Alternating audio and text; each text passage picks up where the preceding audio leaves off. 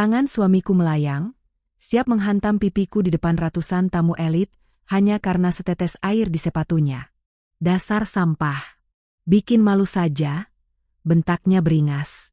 Di koridor hotel mewah itu, aku hanya bisa meremas ponsel retakku dan menatap selembar uang 50.000 yang jatuh dari saku. Satu-satunya harga diriku yang baru saja ia injak. Namun, tepat sebelum tamparan itu mendarat, sebuah tangan kokoh mencengkeram pergelangan tangan suamiku. Suasana mendadak senyap saat Pak Adrian, sang pemilik perusahaan, menatap suamiku dengan sorot mata mematikan.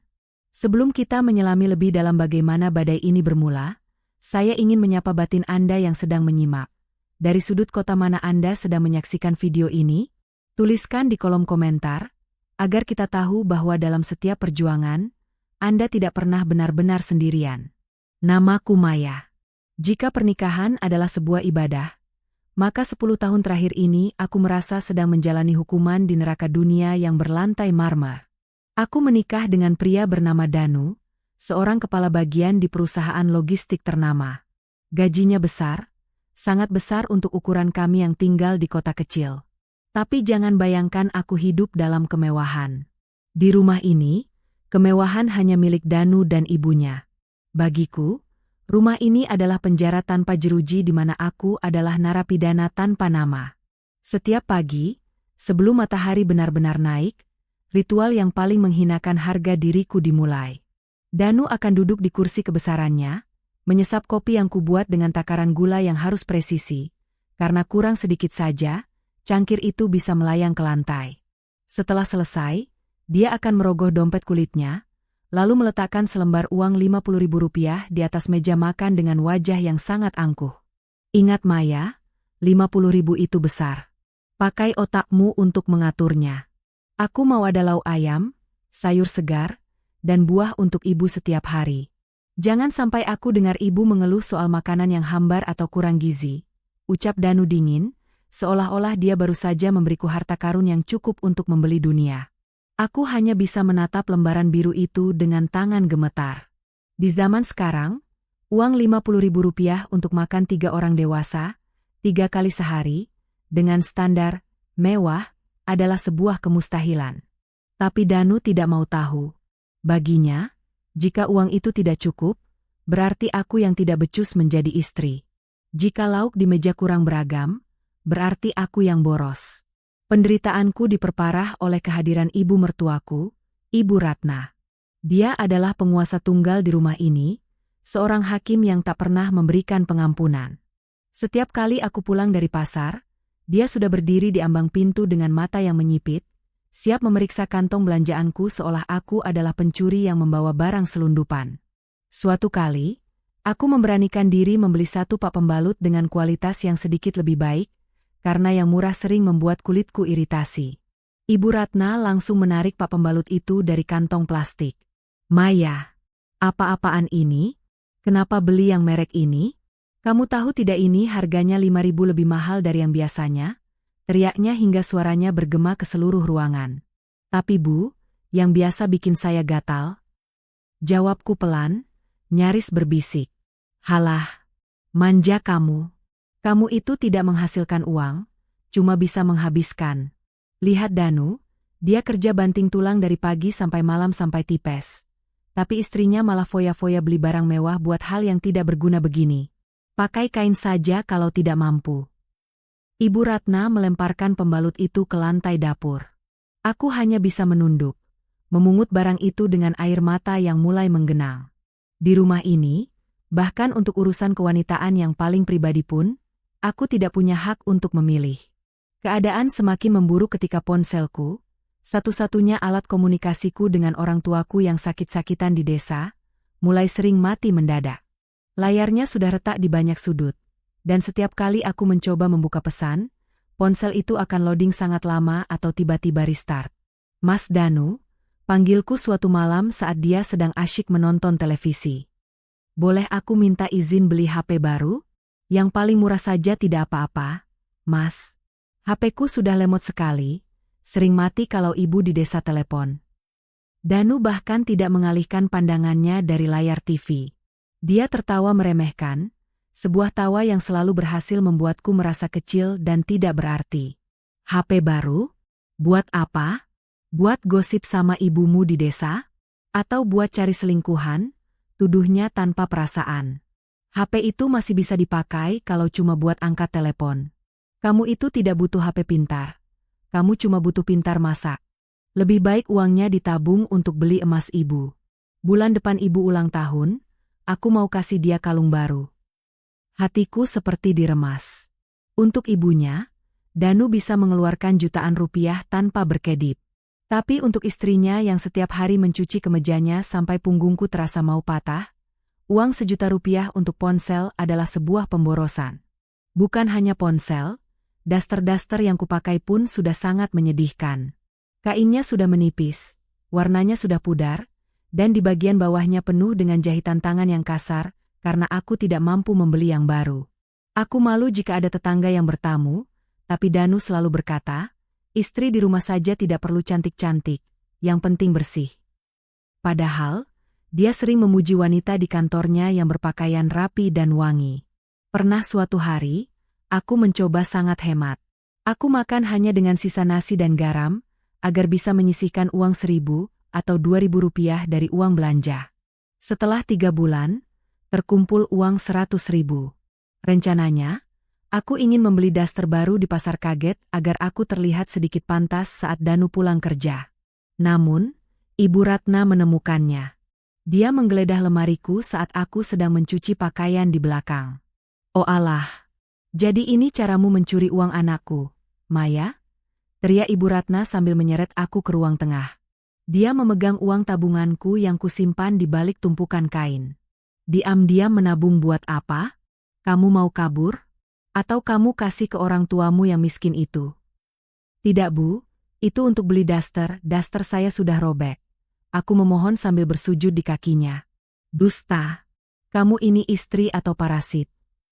Sudah dikasih makan enak, tinggal di rumah bagus, masih saja mencuri. Ibu Ratna melemparkan uang tabunganku ke wajahku. Koin-koin itu berserakan, beberapa mengenai dahiku hingga terasa pedih. Malam itu, ketika Danu pulang, aku berharap ada sedikit pembelaan. Namun, Danu justru menatapku dengan jijik setelah mendengar laporan ibunya yang sudah dilebih-lebihkan.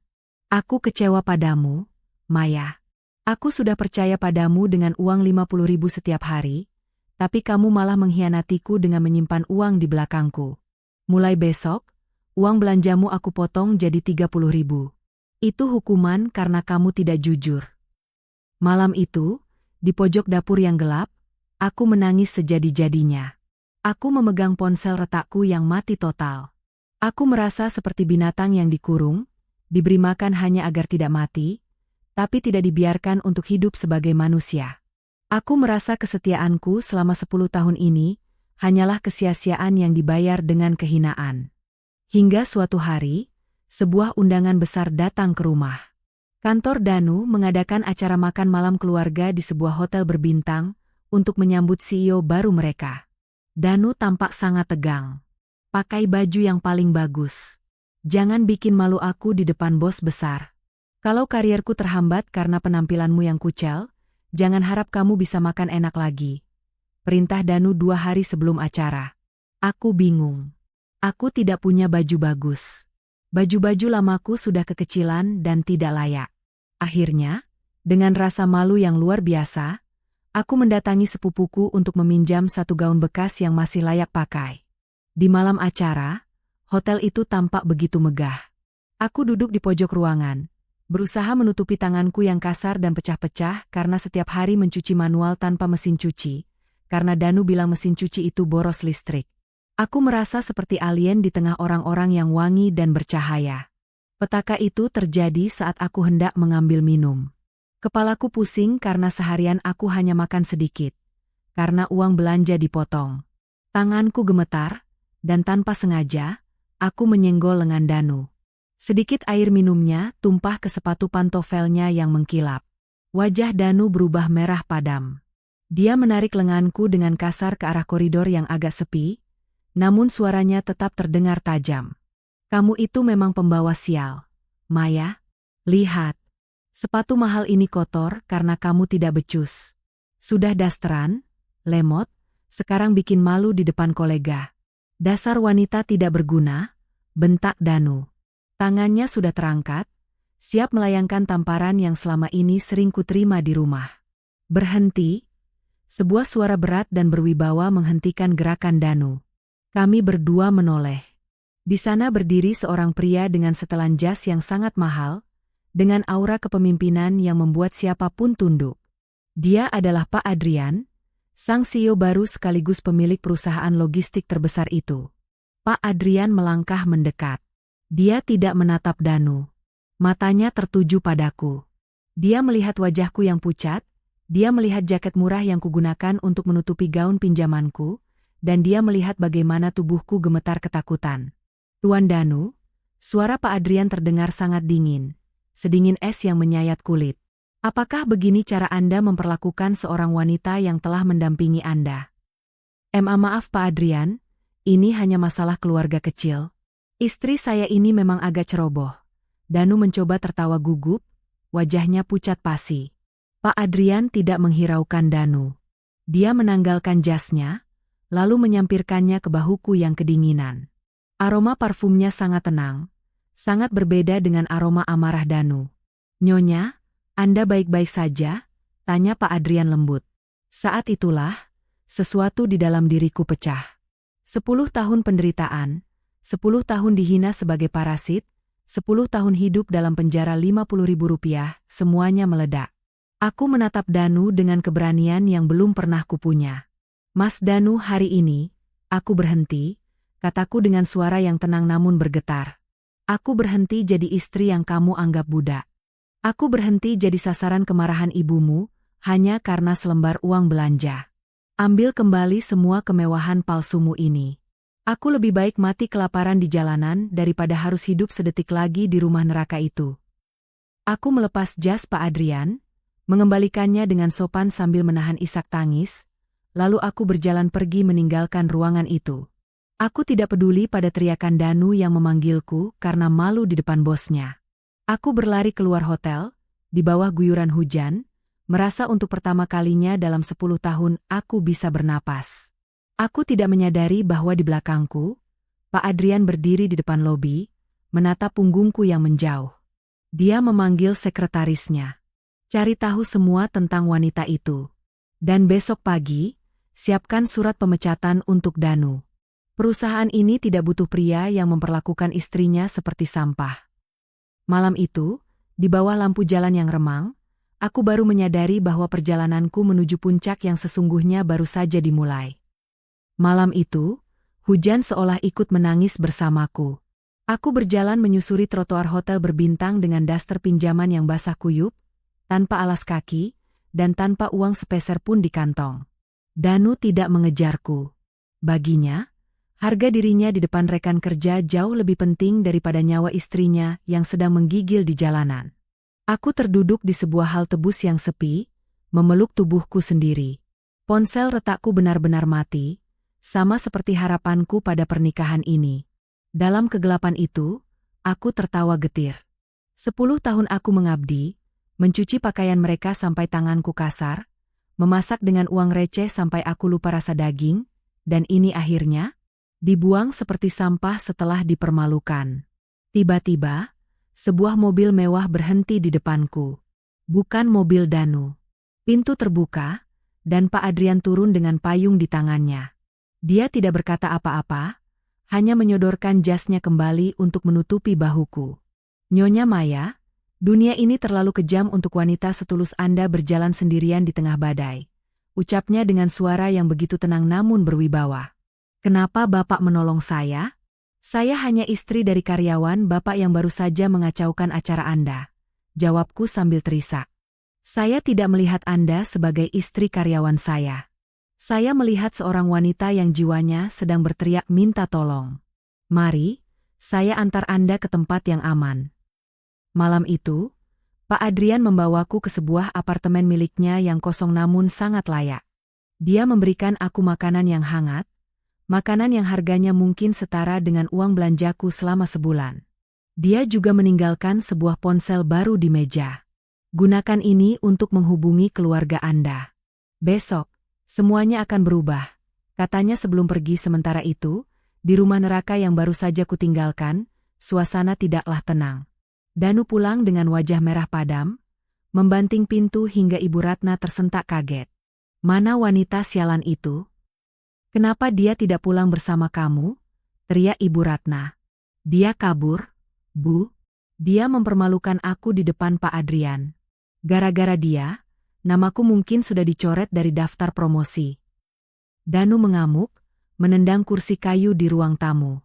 Bagus kalau dia pergi. Biar dia tahu rasa hidup melarat di jalanan. Tanpa uang 50.000 darimu, dia itu cuma gembel. Besok juga dia bakal sujud-sujud di kaki kita minta maaf karena kelaparan. Timpal Ibu Ratna dengan senyum sinisnya. Mereka berdua tidak tahu bahwa kepergianku adalah awal dari petaka bagi mereka. Keesokan paginya, kekacauan dimulai. Ibu Ratna bangun dan berteriak memanggil namaku untuk menyiapkan kopi dan sarapan. Namun, dapur itu sunyi. Tidak ada aroma nasi goreng, tidak ada air panas yang mendidih. Mesin cuci mati, dan tumpukan baju kotor Danu masih menggunung. Danu, mana Maya? Kenapa sarapan belum siap? Ibu lapar. Danu yang terbangun dengan kepala pusing terpaksa ke dapur. Dia mencoba menyeduh kopi sendiri, tapi dia bahkan tidak tahu di mana aku menyimpan gula, karena selama ini dia hanya tahu beres. Saat dia melihat kulkas, dia tertegun. Kulkas itu kosong melompong. Selama ini aku memutar otak agar kulkas itu terlihat penuh dengan uang receh. Dan sekarang, tanpa tanganku, kemiskinan yang sebenarnya mulai terlihat. Saat Danu sampai di kantor dengan kemeja yang kusut karena tidak disetrika, sebuah kejutan besar menantinya. Di meja kerjanya, sudah ada sebuah amplop coklat besar. Surat pemecatan. Danu gemetar. Dia berlari menuju ruangan Pak Adrian, mencoba memohon. Di sana, dia melihat Pak Adrian sedang berdiri menatap jendela. Namun yang membuat jantung Danu berhenti berdetak adalah sosok wanita yang duduk di kursi tamu Pak Adrian. Itu aku. Aku mengenakan pakaian yang pantas, wajahku bersih, dan rambutku tertata rapi. Di tanganku, ada sebuah berkas laporan keuangan rumah tangga yang selama ini kucatat secara detail. Setiap hinaan, setiap potongan uang belanja, dan setiap bukti pelitnya Danu. Pak Adrian, ini salah paham. Maya, pulang kamu. Jangan bikin malu di sini. Bentak Danu, masih mencoba berkuasa. Pak Adrian berbalik. Tatapannya membuat Danu langsung tertunduk. Tuan Danu, saya tidak memecat Anda karena masalah pribadi semata. Tapi seseorang yang tidak bisa menghargai wanita yang menemaninya dari nol, adalah orang yang tidak memiliki integritas untuk memimpin departemen di perusahaan saya. Bagaimana Anda bisa mengelola aset jutaan dolar jika uang 50.000 untuk istri Anda saja Anda korupsi untuk kepentingan ego Anda sendiri? Danu jatuh terduduk. Tapi Pak, saya butuh pekerjaan ini. Ibu saya. Ibu Anda bisa belajar bagaimana rasanya hidup dengan uang 30.000 sehari. Seperti yang Anda lakukan pada istri Anda, potong Pak Adrian dingin. Sekarang, silakan keluar. Dan satu lagi, Nyonya Maya sudah bukan lagi urusan Anda. Dia sekarang adalah asisten pribadi saya. Danu diusir oleh petugas keamanan. Dia pulang ke rumah dengan tangan hampa, kehilangan jabatan, kehilangan gaji besar, dan kehilangan harga diri. Saat dia sampai di rumah, Ibu Ratna sedang menangis karena gas habis dan dia tidak punya uang untuk membelinya. Danu hanya bisa terdiam menatap rumah besar itu yang kini terasa mencekam. Mereka baru menyadari bahwa yang selama ini membuat rumah itu terasa hidup bukan uang Danu, tapi pengabdian Maya yang mereka injak-injak. Sementara itu, aku berdiri di samping Pak Adrian di dalam mobilnya. Sudah siap memulai hidup baru, Maya? Tanyanya lembut. Aku mengangguk. Hari ini, aku bukan lagi Maya yang takut pada uang 50.000. Hari ini, aku adalah wanita yang sadar bahwa harga diriku tidak bisa dibeli dengan lembaran rupiah manapun. Penyesalan selalu datang saat pintu sudah tertutup rapat. Danu pulang ke rumah dengan langkah gontai, menggenggam surat pemecatan yang sudah remuk dalam kepalan tangannya. Dunia yang ia banggakan, jabatan manajer, gaji puluhan juta, dan rasa hormat semu dari orang-orang, runtuh dalam satu malam. Begitu ia melangkah masuk ruang tamu, Ibu Ratna sudah menyambutnya dengan wajah ditekuk dan perut yang keroncongan. "Lama sekali kamu pulang, Danu. Mana martabak pesanan ibu? Mana uang belanja?" Maya benar-benar tidak pulang, dan ibu hampir pingsan karena belum makan siang. "Warung depan tidak mau kasih utang lagi," keluh Ibu Ratna tanpa menyadari wajah pucat anaknya. Danu hanya diam. Ia melempar tasnya ke kursi kayu yang kini terasa sangat keras. "Aku dipecat, Bu," suaranya parau, nyaris tak terdengar. "Apa? Kamu bercanda kan? Kamu manajer, Danu. Mana mungkin mereka memecat orang sepintar kamu?" Ibu Ratna berdiri dengan kaki gemetar. Gara-gara Maya. Gara-gara wanita pembawa sial itu mengadu pada Pak Adrian. "Sekarang kita tidak punya apa-apa lagi, Bu." Danu berteriak frustrasi, melampiaskan amarahnya pada satu-satunya orang yang tersisa, ibunya sendiri. Sementara itu, di sebuah restoran di lantai teratas gedung tertinggi di kota, aku duduk berhadapan dengan Pak Adrian. Suasananya sangat kontras. Di sini, udara harum aroma kayu cendana dan musik piano klasik mengalun lembut. Di depanku tersedia hidangan yang selama 10 tahun hanya bisa kulihat di layar televisi. "Makanlah, Maya.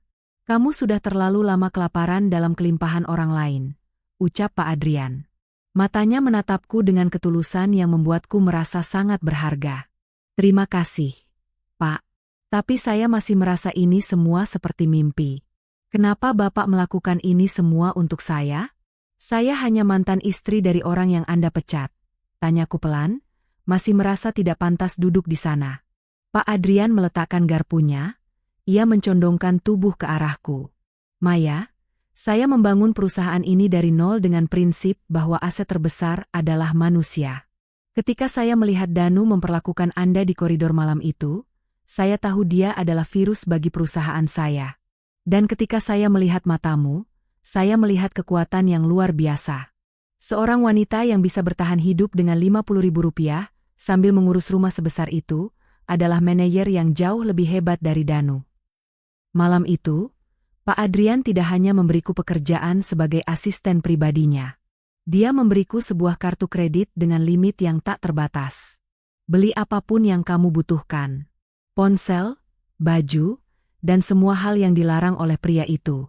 Tunjukkan pada dunia bahwa kamu sudah bangun dari tidur panjangmu." Esok harinya, aku melakukan apa yang tidak pernah berani kubayangkan. Aku pergi ke mall terbesar.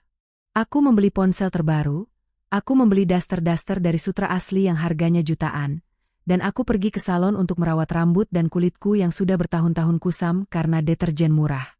Saat aku bercermin, aku tidak lagi melihat Maya si budak dapur. Aku melihat Maya, wanita mandiri yang siap menaklukkan dunia.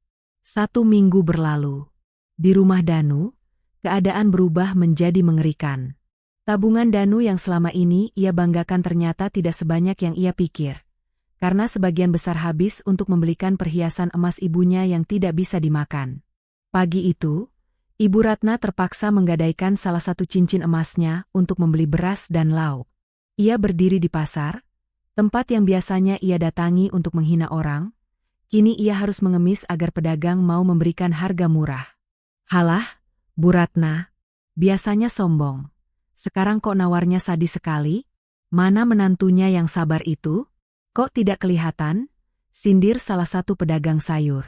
Ibu Ratna hanya bisa menunduk malu. Saat ia sampai di rumah, ia harus mencuci pakaian Danu sendiri.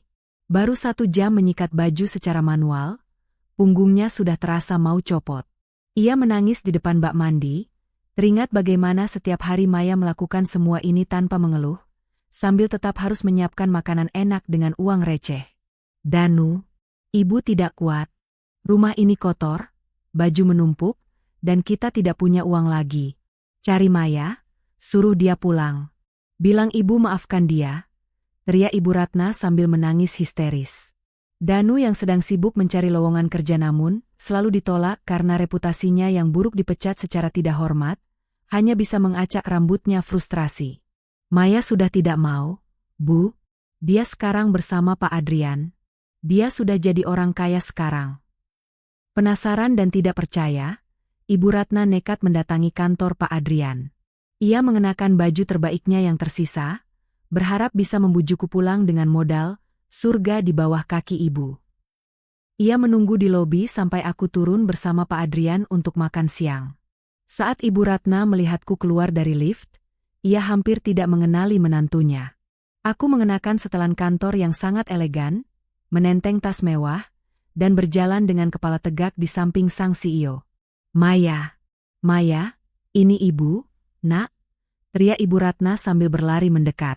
Petugas keamanan mencoba menghalangi, tapi aku memberi isyarat agar mereka membiarkannya. Ibu Ratna berlutut di depanku, air matanya membasahi lantai lobi yang mengkilap. Maya, pulanglah, rumah sepi tanpa kamu. Danu sakit, tidak ada yang mengurus. Ibu janji, ibu tidak akan pelit lagi. Ibu kasih uang belanja 100.000 sehari, asal kamu pulang. Aku menatap wanita yang selama 10 tahun menganggapku parasit itu. Tidak ada rasa benci, yang ada hanya rasa kasihan yang mendalam. Ibu, 100.000 itu besar bagi ibu sekarang. Tapi bagi saya, harga diri saya tidak bisa dibeli dengan angka berapapun. 10 tahun saya bersujud di kaki ibu, dan ibu tetap menganggap saya budak. Sekarang, saat saya sudah bebas, ibu meminta saya kembali ke penjara itu, jawabku tenang. Tapi Maya, Danu itu suamimu. Kamu tidak takut kualat? Teriaknya mulai menggunakan senjata andalannya, ancaman agama. Tiba-tiba Pak Adrian merangkul pundakku. Nyonya Ratna, mulai hari ini, jangan pernah lagi menyebut Maya sebagai istri Danu. Karena minggu depan, saya akan secara resmi melamar Maya untuk menjadi istri saya. Dan soal Danu, sampaikan padanya, surat tagihan dari bank untuk rumah kalian akan segera datang. Rumah itu akan disita karena cicilannya macet, dan sayalah yang memenangkan lelangnya. Ibu Ratna jatuh pingsan di tempat. Ia menyadari bahwa kesombongannya telah menghancurkan satu-satunya orang yang tulus mencintai anaknya. Sore itu, aku berdiri di depan rumah lama kami bersama Pak Adrian. Petugas mulai memasang segel penyitaan. Danu dan ibunya keluar dengan membawa tas jinjing berisi pakaian. Mereka harus pindah ke kontrakan kecil di pinggiran kota. Danu menatapku dengan mata yang penuh penyesalan dan amarah yang tak berguna. Kamu puas sekarang, Maya? Kamu menghancurkan aku. Bukan aku yang menghancurkanmu, Mas Danu. Kamu sendiri yang menghancurkan hidupmu dengan uang 50.000 itu. Kamu menganggap remeh kesetiaan, dan sekarang, kesetiaan itu telah pergi menemukan tempat yang lebih layak. Pak Adrian menggenggam tanganku erat. Ayo pergi, Maya. Masa depanmu tidak ada di sini. Kami masuk ke dalam mobil mewah itu, meninggalkan Danu dan ibunya yang berdiri meratapi nasib di pinggir jalan. Hari itu aku belajar, bahwa setinggi apapun jabatan seorang pria, ia tidak akan pernah benar-benar kaya jika ia membiarkan istrinya kelaparan di dalam rumahnya sendiri. Waktu adalah hakim yang paling adil, dan ia tidak pernah datang terlambat. 3 bulan setelah pengusiran itu, duniaku telah berubah sepenuhnya. Tidak ada lagi daster robek, tidak ada lagi tangan yang perih karena deterjen murah, dan tidak ada lagi rasa gemetar setiap kali aku ingin menyentuh benda-benda bagus. Di samping Pak Adrian, aku belajar bahwa seorang wanita tidak diciptakan untuk menjadi budak, melainkan untuk menjadi ratu di samping rajanya. Pagi itu, aku berdiri di depan cermin besar di sebuah butik pengantin ternama. Gaun putih yang kupakai bertabur kristal Swarovski yang berkilau setiap kali terkena cahaya. Pak Adrian berdiri di belakangku, melingkarkan tangannya di pinggangku dengan penuh kasih. Bukan kasih yang menuntut, tapi kasih yang melindungi. Kamu cantik sekali, Maya. Hari ini, seluruh dunia akan tahu bahwa kamu adalah bagian dari hidupku, bisiknya di telingaku.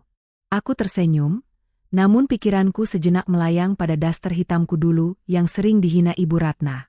Betapa anehnya hidup ini. Dulu untuk membeli daster 100.000 saja aku harus berdarah-darah, kini gaun ratusan juta rupiah ini melekat di tubuhku tanpa aku perlu meminta. Terima kasih, Mas Adrian.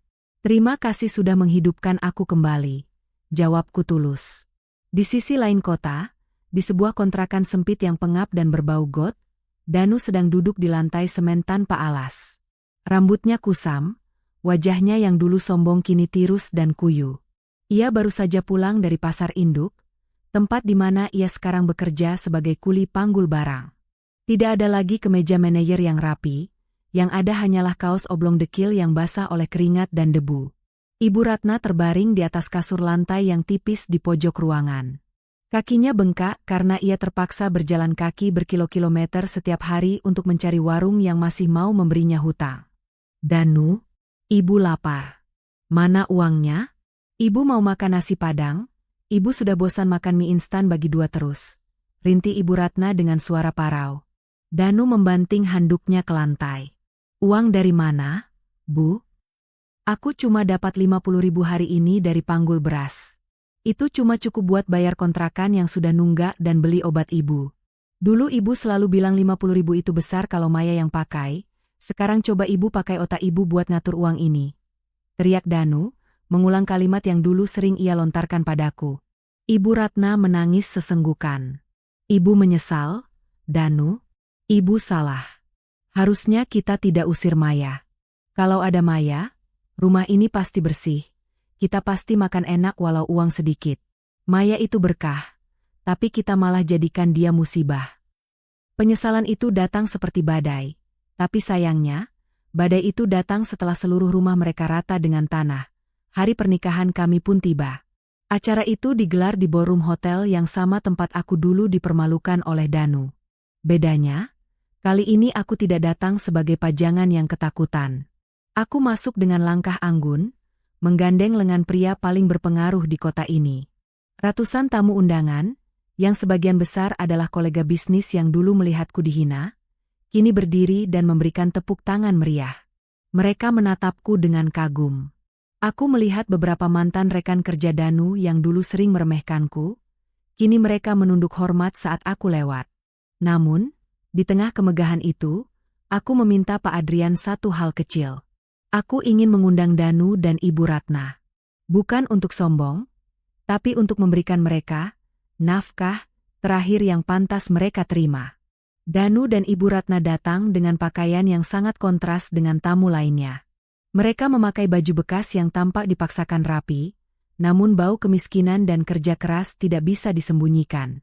Mereka berdiri di barisan paling belakang, menatap ke arah pelaminan yang berkilau emas. Saat sesi bersalaman, Danu melangkah dengan gemetar. Ia menatapku, matanya berkaca-kaca antara rasa malu dan rasa kehilangan yang teramat dalam. Maya selamat, ucapnya singkat, suaranya tercekat di tenggorokan. Aku tersenyum tipis, sebuah senyum yang penuh dengan kedamaian. Terima kasih, Mas Danu. Terima kasih sudah memberiku uang 50.000 setiap hari selama 10 tahun.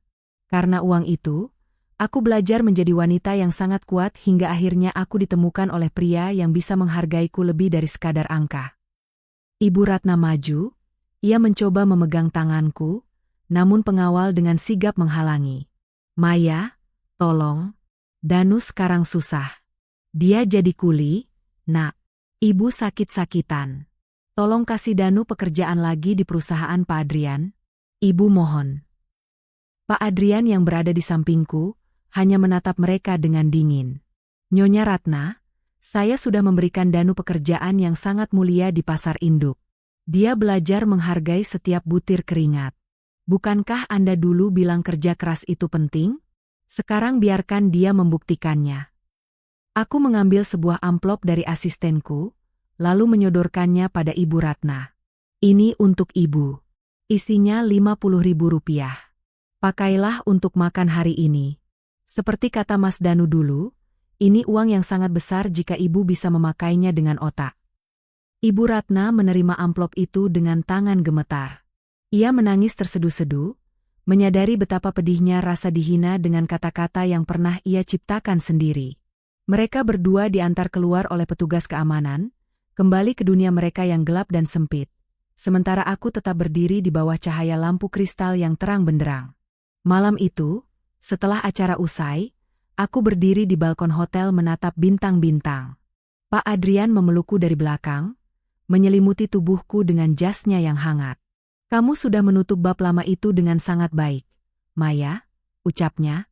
Ya, Mas. Aku sudah memaafkan mereka, tapi aku tidak akan pernah melupakan bagaimana rasanya menjadi Maya yang dulu. Mulai malam ini, aku akan memastikan bahwa tidak ada lagi wanita di perusahaan kita yang diperlakukan seperti itu. Aku menyadari satu hal penting, bahwa penderitaan yang kita terima seringkali adalah cara Tuhan untuk mengeluarkan kita dari tempat yang salah menuju tempat yang seharusnya kita berada.